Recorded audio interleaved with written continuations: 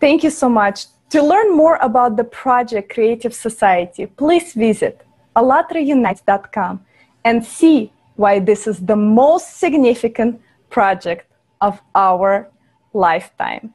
And today with us, we have Gerald Auger, a Canadian actor, honorary representative of the Indigenous ethnic group, producer, entrepreneur, and motivational speaker.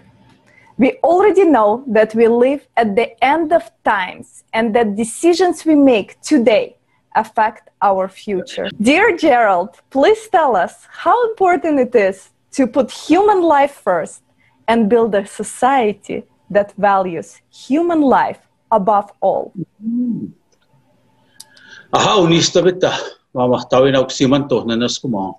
So I want to thank the Creator first and foremost for allowing me to be here today, to be able to share with you the knowledge and wisdom of my four direction elders and ancestors.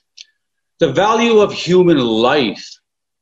It was said that when we go on our spirit journey after our physical walk is done on this earth, as we journey towards a doorway into spirit world, there will be two keepers that will stand at the, there will be a male entity that will be the doorkeeper. And to the left will be a female entity. And she will ask you one question as you journey towards that doorway into spirit world. And this is where Creator's law come into effect at that time. This is where it was said, Creator loved us enough to grant us free will. We are free to make choices, but we're not free from the consequences. Two of Creator's absolute laws are no human being has a right to play with another human being's life, and no human being has the right to hurt another human being. Those laws dictate that the Creator knows your reaction before your action in life. Just like the Creator knows your true intentions behind your intentions. The grandmother will ask you this one question that will determine if you have a safe passage into spirit world based on the words and the actions you have lived the time you were in this physical world. And this is where, however you answer this question will determine where you go on when your physical walk is done in this world. The question she will ask you will be simple. She will ask you, what did you do to help humanity? Without asking of anything in return. Knowing that the Creator loved you enough to grant us, to give us these 7 sacred laws of love, honesty, humility, respect, wisdom, and truth.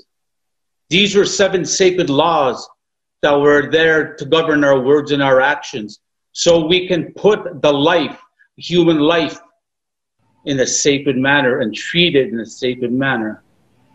But the world has forgotten those 7 sacred laws and is now deciding to live by honoring the 7 deadly sins of sloth, wrath, gluttony, pride, lust, greed, and envy. When you can understand what those 7 sacred laws that were given to every race of the human family, my white brothers and sisters, my yellow brothers and sisters, my black brothers and sisters, and us as the red people.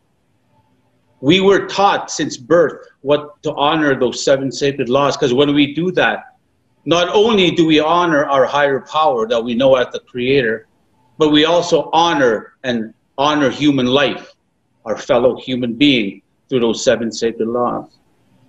So that's why it's important on this physical walk, because this physical walk is but a blip on the timeline of eternity. And eternity is a long time to get it wrong when you go home back to your higher power. That is how we are taught to honor our fellow human being. Because in my language we say, the